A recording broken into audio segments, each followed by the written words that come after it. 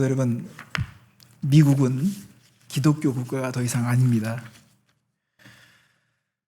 저희가 지금 사는 이 캘리포니아는 어린아이들의 성 정체성에 대해서 스스로 결정할 수 있도록 그렇게 법이 만들어지고 있습니다. 이 아이가 여자인데 남자가 더 쉽다는 이런 주장을 부모가 반대하면 부모의 손에서 아이를 빼앗는 법이 지금 상정되었습니다. 우리가 사는 문화는 하나님의 진리를 버리고 멸시한 지가 오래됐습니다. 근데 그리스도인들조차도 참 안타까운 것은 자신의 정체성에 대해서, 자존감에 대해서 하나님의 말씀에 근거해서 세우지 못합니다. 단지 SNS에 나오는 팔로워라든지 좋아요 숫자라든지 이런 어떤 사회 매체를 통해서 자신의 자존감을 결정할 정도로 나약해졌습니다. 그리고 이제는 영화 정도를 안 보면, 드라마를 안 보면 삶이 무료해질 수밖에 없을 정도로 스크린에 의존하는 시대가 되었습니다. 여러분, 우리는 지금 바벨론에서 살고 있습니다. 그래서 오늘 바벨론에서 살기 위해서 우리가 어떤 신앙과 자세가 필요한지를 말씀드리겠습니다.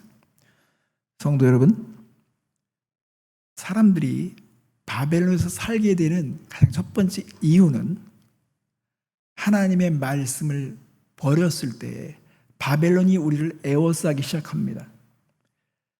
다니엘서 1장 1절 말씀에 유다 왕 여호야김이 다스린 지 3년이 되는 해에 바벨론 왕 느부갓네살이 예루살렘에 이르러 성을 에워쌌다고 나와 있습니다. 이스라엘 백성들에게 하나님께서는 계속 선지자를 통해서 경고하셨습니다. 여호야김 전에 100년 전에 이사야 선지자는 유다에 대한 하나님의 심판을 계속 말씀하셨습니다. 동시대의 미가 선지자도 그렇게 선포했습니다. 그리고 하박국 선지자는 바벨론에 의해서 유다가 정복당할 것에 대해서 그런 비전으로 봤습니다. 그리고 예레미야는 40년간 이 사실에 대해서 끊임없이 메시지를 전했습니다. 그러나 사람들은 듣지 않았습니다. 자, 어느 정도까지 하나님의 말씀을 멸시했을까요? 예레미야서 36장 23절 말씀에 보면요, 여우디라는 관원이 하나님의 그 율법에 대한 사본을 읽는데 여호야김 왕이 면도칼로 그 장 컬럼들을 다 찢어가지고요, 자기 화로에다 던져서 두루마리를 모두 태웠습니다. 심각한 겁니다.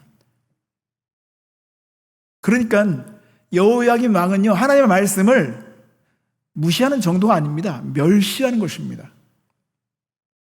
오늘 우리가 사는 이 땅에도 보십시오. 대통령이라는 자가 노골적으로 말합니다. 성 정체성은 하나님이 정하는 게 아니라 인간이 정할 수 있다고 말하는 것입니다. 그것도 인간의 권리와 행복이라는 명목이 그렇게 떠벌립니다. 오늘날 성도들도 하나님의 그 진리의 말씀, 이 하나님의 그 성경 말씀을 따라서 자신의 기준을 설정하는 것이 아닙니다. 많은 사람들이 유튜버의 가르침과 그들의 교훈을 따라서 자신의 삶을, 방향을 정하고 있습니다.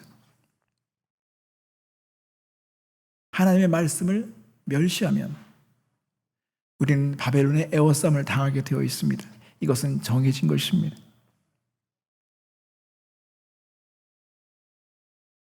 (1장 2절) 말씀을 보면 주께서 유다왕 여호야김과 하나님의 전 그릇 얼마를 그의 손에 넘기심에 그가 그것을 가지고 신할 땅 자기 신들의 신전에 가져다가 그 신들의 보물 창고에 두었더라. 이스라엘 백성은, 특히 유다 백성은 예루살렘 성은 하나님께서 지어주셨고 하나님께서 택한 우리 백성이기 때문에 절대 우리는 망하지 않는다. 성전은 하나님께서 지켜주신다는 이런 잘못된 생각으로 인해서 그런 착각에 빠졌습니다. 그러나 선자들은 정확하게 그것을 보고 있었습니다. 결과를 보고 있었습니다. 하나님의 말씀을 무시하고 하나님을 거역하는 백성들은, 죄는 두 가지 결과를 가져다 줍니다, 여러분. 첫째는 신성모독을 우리는 목격하게 됩니다. 하나님의 신전에 있는 기구들을 가져다가 바벨론 사람들이 자기 신전에 두는 것입니다. 심각하게는 그 성전 기구에다 술을 따라 마십니다. 참혹하죠. 그리고 또 한 가지는, 죄는요, 우리를 얽어매서 우리를 속박합니다. 꼼짝하지 못하게 합니다. 바벨론은 하나님의 말씀을 무시하면서부터 애워싸움을 당하기 시작하죠. 바벨론은 더 나가서 우리의 자녀들, 미래의 세대를 공략해서 그들을 빼앗아갑니다. 그들을 빼앗아서 그들을 세뇌화시키고 바벨론화시키는 것입니다. 3절과 4절 말씀을 보겠습니다. 왕이 환관장 아스푸나스에게 말하여 이스라엘 자손 중에서 왕족과 귀족 몇 사람 곧 흠이 없고 용모가 아름다우며 모든 지혜를 통찰하며 지식에 통달하며 학문에 익숙하여 왕궁에 설만한 소년을 데려오게 하였고 그들에게 갈대아 사람의 학문과 언어를 가르치게 하였고, 그 시대에 그 미래의 주역들을 다 빼앗아서 그들을 세뇌시키는데 학문과 언어를 주입시켜서 바벨론화하는 것을 볼 수가 있습니다.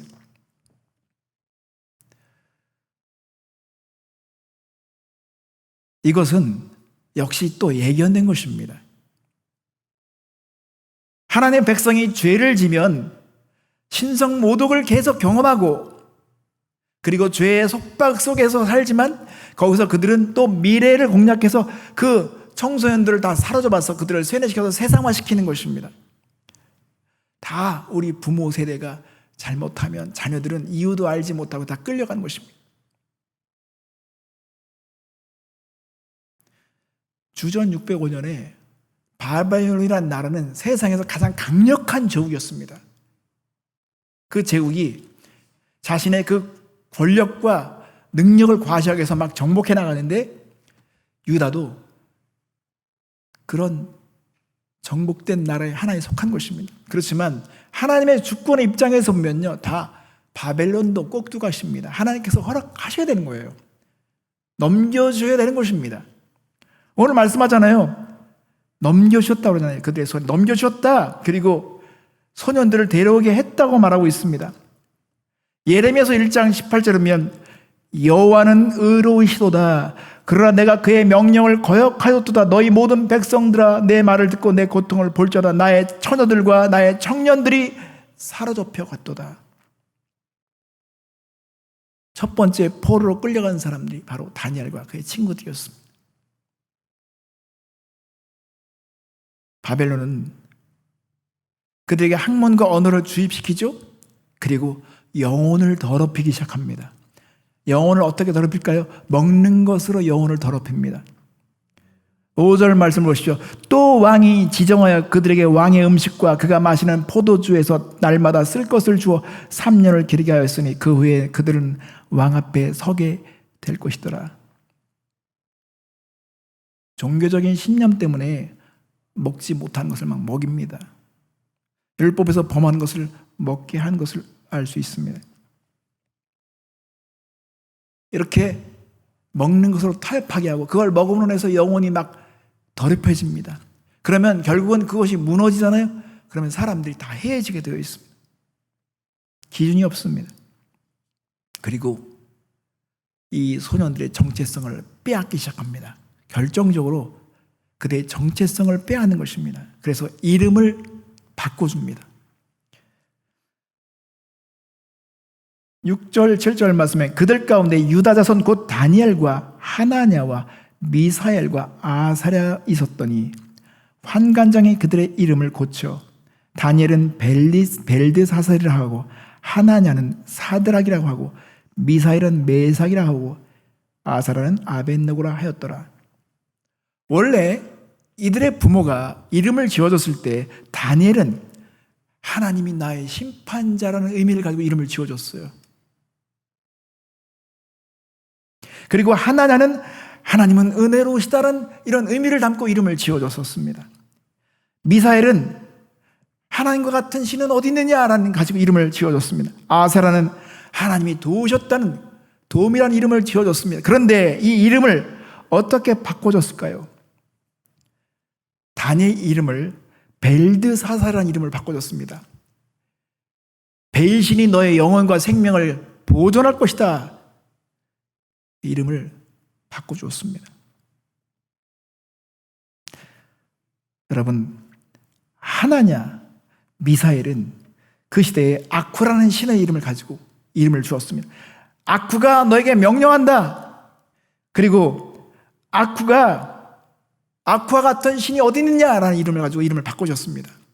하나님의 이름을 모욕하는 것입니다. 아벳느고는 너는 느고 신의 노예다. 이렇게 성 정체성을 바꿔주는 것입니다. 오늘날 사탄의 전략은 바로 이런 것입니다. 그들의 정체성을 바꾸는 것. 지금 우리가 성 정체성을 가지고 좀 시험을 받지 않습니까? 이 성 정체성이 흔들려 버리면요, 되게 심각한 겁니다.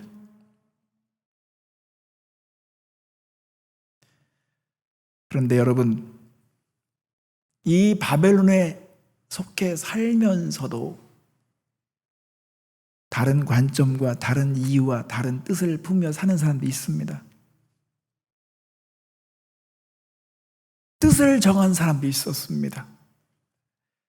8절 말씀에 다니엘은 뜻을 정하여 왕의 음식과 그가 마시는 포도주로 자기를 더럽히지 아니하리라 하고 자기를 더럽히지 아니하도록 환관장에 구하니 하나님이 다니엘로 하여금 환관장의 은혜와 긍휼을 얻게 하신지라.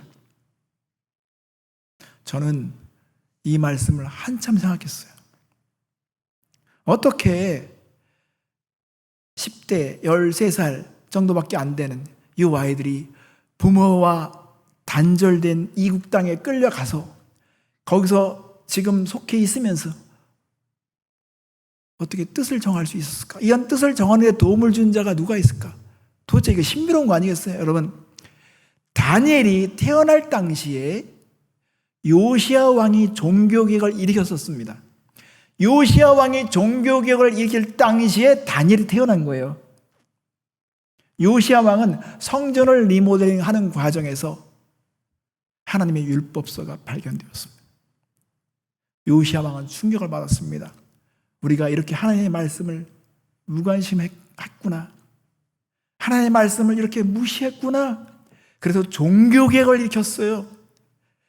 그 당시에 다니엘의 부모들은 이 종교개혁에 참여했던 사람일 것이며 경건한 부모들일 것입니다. 그리고 그들은 뜻을 정했겠죠. 우리 민족이 이렇게 하나님의 말씀을 멸시하면 위기가 닥친다. 선자들이 계속 그런 말씀을 우리에게 했고 경고를 했다. 하나님의 말씀을 그렇게 부모로부터 자세히 듣던 자녀들은 제대로 들었으면요, 이렇게 포로로 끌려가면서 와, 정말 하나님의 말씀대로 되는구나. 하나님의 말씀대로 그렇게 우리가 이렇게 포로로 끌려가는구나. 그러면 우리가 하나님의 말씀대로 해야 되겠구나. 회개해야 되겠구나. 우상을 섬겨서 이렇게 이 민족이 다 파괴될 정도라면 하나님의 우상을 미워하는구나. 그럼 우리는 우상 섬기는 거에 대해서 철저하게 뜻을 정해야 되겠구나. 이렇게 뜻을 정하죠. 이렇게 뼈저리게 교훈을 받으면 그 교훈이 뼈에 새겨져야 되고 우리의 심장에 새겨져서 뜻을 정하고 기준을 세워야 되는 것이죠. 근데 사람은 어리석어요. 집안이 막 망가지고 사업이 망가지면서조차도 거기서 교훈을 깨닫지 못하니까 계속 또 어리석은 선택하는 것, 불평하고 원망하느라서 또 세월을 낭비하는 것입니다. 이렇게 나라가 망해질 만큼 대가를 치르면서 하나님께서 교훈을 주신다면 그 교훈을 우리가 우리의 뼈에 새기고 심장에 새겨야 되는 거 아니겠어요? 그러면서 뜻을 정해야 되는 것이죠. 그렇게 엄청난 대가를 치렀는데 교훈을 받지 않으면 얼마나 이게 어리석은 것입니까? 부모들의 역할이 중요합니다. 부모들이 말씀을 자녀들에게 새겨줘야 돼요. 늙을 때까지 떠나지 않는다고 말씀하셨습니다.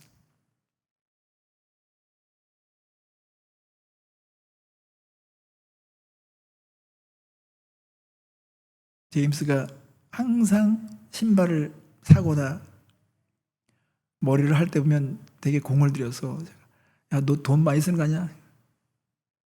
아빠가 머리하고 신발은 신경 써야 된다고 그러시지 않았습니까? 하여튼간 좋은 거는 다 받았죠. 근데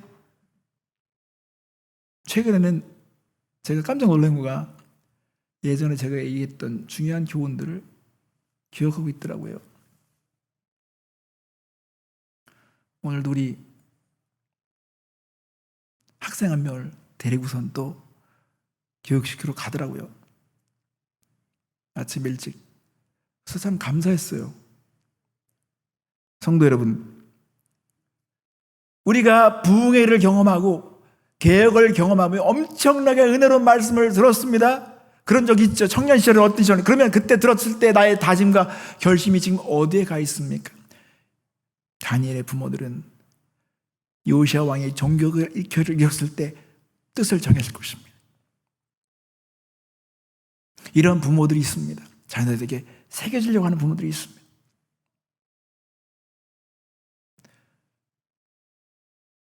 이들이 자기를 더럽히지 않기 위해서 환관장에게 구했습니다. 뜻을 정하면 하나님은 은혜와 긍휼을 베풀어 주십니다. 피할 길을 주십니다. 이거 우리는 믿어야 됩니다. 이들이 우상인 제물을 먹었다고 해서 하나님께서 무슨 화를 내거나 그들을 심판하거나 그럴 것을 두려워서 했다고 저는 생각하지 않습니다.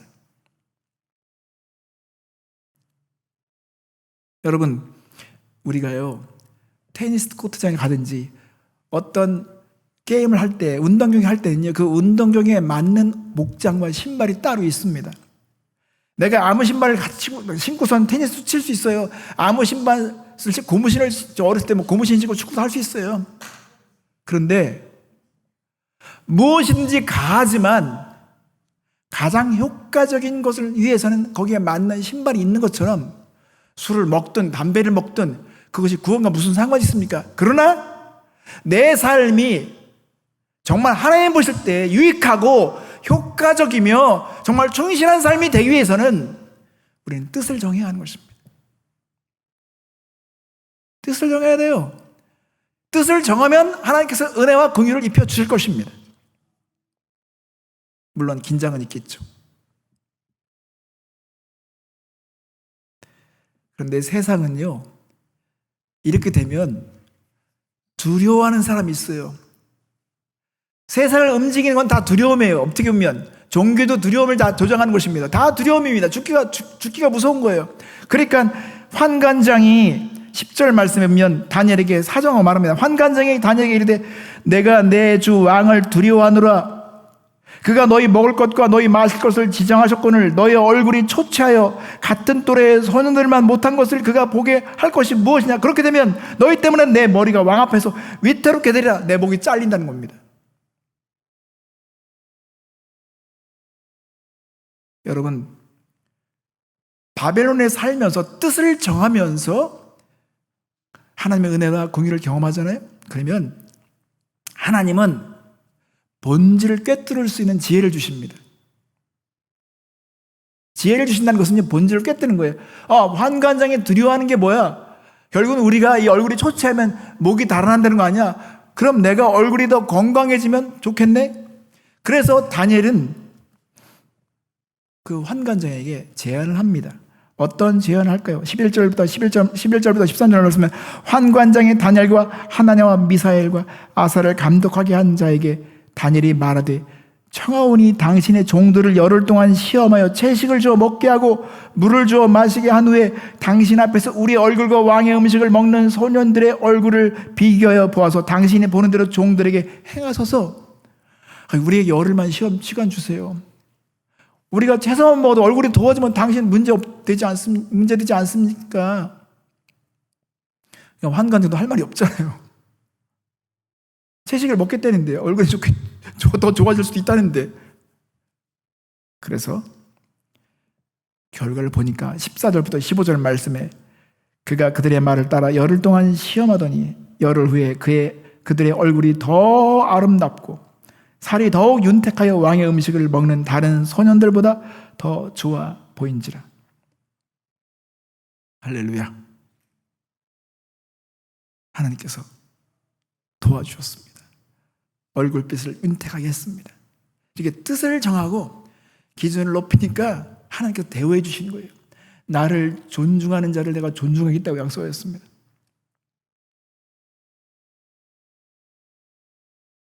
에베소 3장 20절 말씀은 우리 가운데서 역사하시는 능력대로 우리가 구하거나 생각하는 모든 것에 더 넘치도록 능히 하실 얘기에 사도 바울이 이걸 알았던 것입니다. 우리가 정말 하나님께서 역사하신다는 것, 우리가 정말 능력대로 우리가 역사하시는 분께 구하면 우리가 생각하는 것보다 넘치도록 채워주신다는 걸 믿었던 것입니다. 하지만 여기서 또 하나 우리가 배울 게 있습니다. 이 바벨론에서 살면서 우리는 성경 말씀만 읽으면 될까요?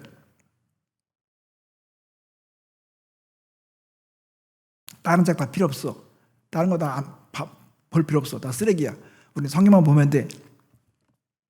여러분, 그것도 사실은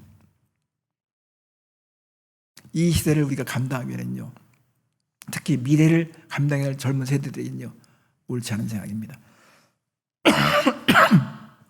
왜 그러냐면 1950년대에 미국 영화를 보면요, 전부 다 성경의 스토리였습니다. 쉽게 그냥 성경 스토리였어요. 근데 50년대를 전후로 해서 헐리우드가 약간 변질되고 세속화되니까 보수적인 목사님들이 헐리우드 영화 상정하지 못하게 했습니다. 젊은이들을 그다 타락한 그런 문화라면서 단절시켰습니다. 똑똑한 아이들일수록 거기에 대해서 되게 정제감을 심어줬습니다. 그러니까 게이라든가 레즈비언이라든가 완전히 세속적인 세계관을 가진 똑똑한 아주 천재 같은 애들이 헐리우드로 다 들어가가지고요, 영화마다 다 그런 내용으로 막 채워지기 시작하니까 젊은 세대들이 그거 보면서 또 영향을 받는 거예요. 이게 다 악순환인 것입니다.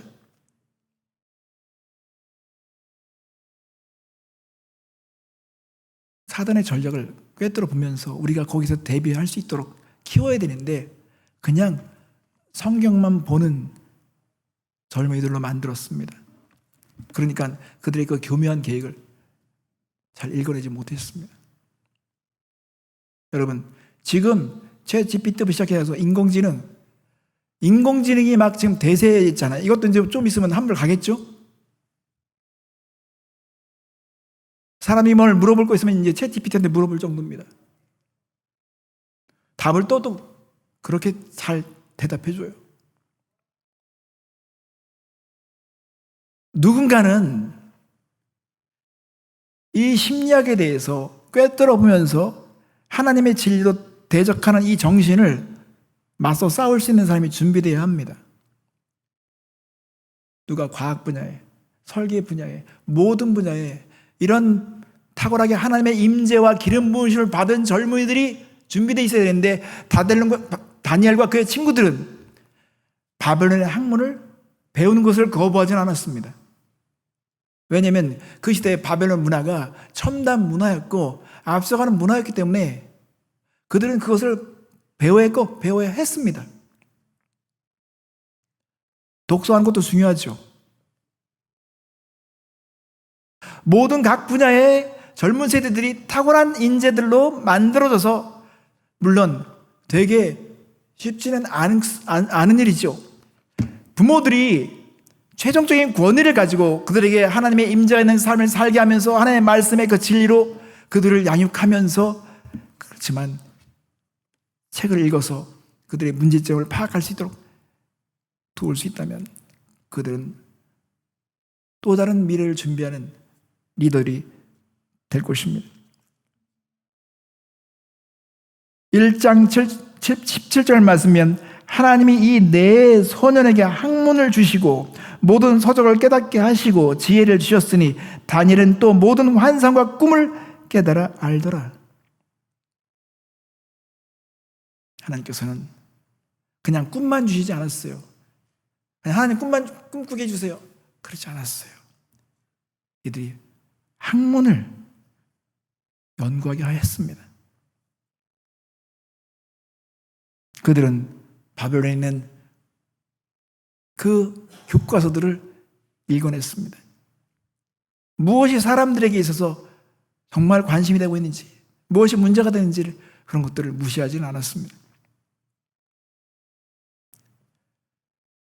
다니엘과 그의 친구들이 또 감사하게도 그렇게 하나님께서 지혜와 총명을 주셨을 때 그들은 자랑하거나 교만하지 않았습니다. 여러분, 하늘로부터 받은 지혜는요, 우리를 순결하게 하고 겸손하게 합니다. 진짜 하나님이 주신 지혜는, 그리고 지혜를 받았다면 겸손할 수밖에 없습니다. 고린도전서 4장 7절 말씀은 누가 너를 남달리 구별하였으며 내게 있는 것 중에 받지 아니한 것이 무엇이냐? 내가 받았은즉 어찌하여 받지 아니한 것 같이 자랑하느냐?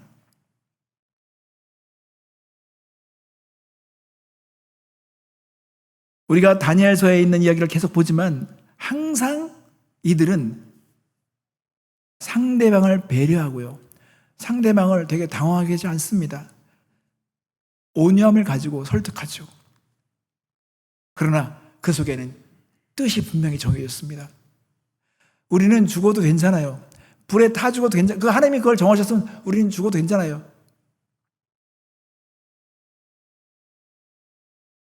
뜻을 정한 생각에서 나온 것이죠. 예수를 믿으면서 상대방에 막 피해를 막 주면서 상대방이 어떻게 되는지가 상관없이 예수 믿어 천국갑니다라고 말하는 이런 종류의 그런 신앙이 아니라 정말 온유한 심령으로, 겸손함으로 그 영혼을 안타깝게 생각하면서 그렇게 권유하는 것, 그런 것들은 하늘에서 온 지혜를 받은 사람들이 할 수 있는 것입니다.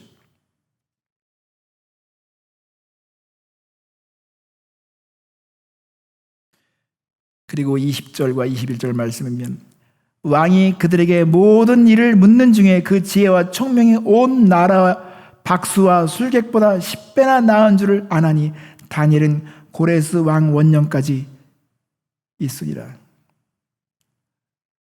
그러니까 다니엘은 10대에 끌려와서 85세, 90세까지요 총리직을 계속 유지하면서요 메대와 그 다음에 파사, 페르시아로 새로운 그 왕국이, 새로운 나라가, 제국이 등장하는 그 시점까지 다니엘은 산 거예요. 엄청난 거죠. 사단은 우리에게 막 그렇게 속삭일 수 있습니다. 하나님을 제대로 섬기면 너희들 핍박받고 고난받다가 끝장난다. 늘 불행에 시달려서 끝난다. 다니엘은 그렇지 않았습니다. 다니엘은 그 시대에 항상 존경받는 위치에서 살았습니다. 위협을 당해도 하나님이 보호해 주셨습니다. 하나님을 경외했기 때문에 하나님께서 그들을 높여주셨습니다. 그래서 많은 학자들이요, 믿음 없는 학자들은 다니엘과 같은 이 신화 같은 존재가 믿어지지 않으니까 이 다니엘서를 믿지 않으려고 합니다. 왜? 어떻게 엠파로 제국이 바뀌는 상황에서도 어떻게 그 한 사람이 노인네가 그걸 계속 총리를 유지할 수 있느냐? 절대 그건 불가능하다고 얘기하죠. 그러나 하나님은 하실 수 있습니다.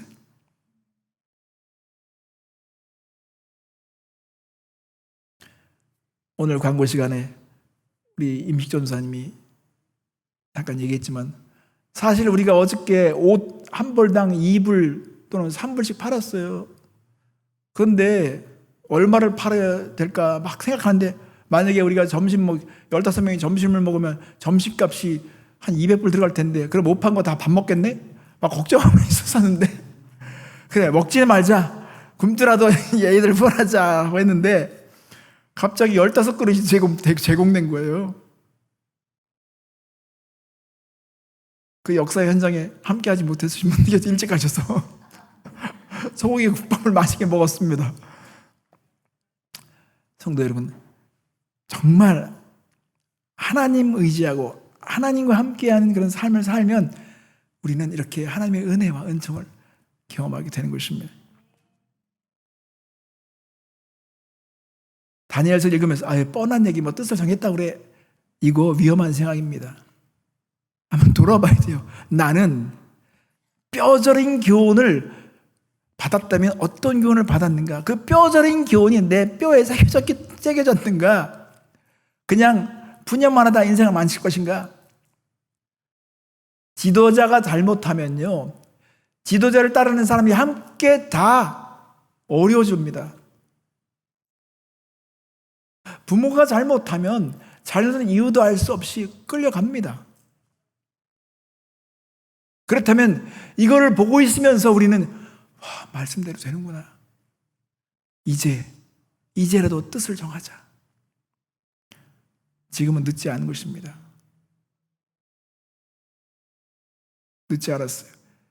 제가 지난 토요일 새벽 예배 때도 말씀드렸지만 시간 쭉 가잖아요. 그러면 60 정도가 되면 그 사람의 윤곽이 나와요.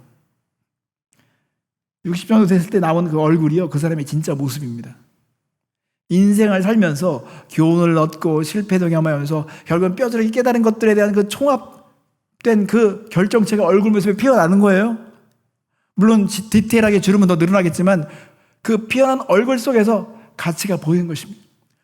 얼마나 온유한지, 하나님의 인자와 긍휼을 얼마나 경험해서 나온 미소인지, 아니면 막 짜증과 불안과 화가 나가지고 나오는 표정인지. 우리는 뜻을 정해야 하나님이 시작하실 수 있습니다.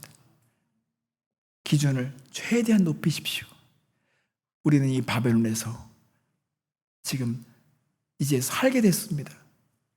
떠날 수가 없습니다. 여기서 우리가 살 때 많은 것들이 격리가 이루어지고 우리의 모든 것을 다 빼앗아 갈 것입니다. 정체성까지만 흔들 것입니다. 그러나 절대 나의 하나님은 빼앗아 갈 수 없다는 그런 마음을 가지고 살아야 됩니다. 그게 다니엘과 그의 친구들의 결단이었습니다. 그러면 하나님께서 우리에게 은혜를 입혀주실 것이고 지혜를 주실 것이고 본질을 깨뜨릴 수 있는 그 총명을 주실 것이고, 그리고 여러분을 통해서 하나님이 살아계시다는 것을 빛처럼 밝혀주실 것입니다. 그런 하나님의 은혜가 날마다 경험되는 여러분 되셨으면 좋겠습니다. 오늘부터 사도행전을 우리가 묵상하게 되는데 역시 하나님의 영이 임한 사람들의 삶이 변화인 것처럼 성령의 충만한, 하나님의 영의 충만한 삶을 살기 시작했으면 좋겠습니다. 함께 이 시간 기도하겠습니다.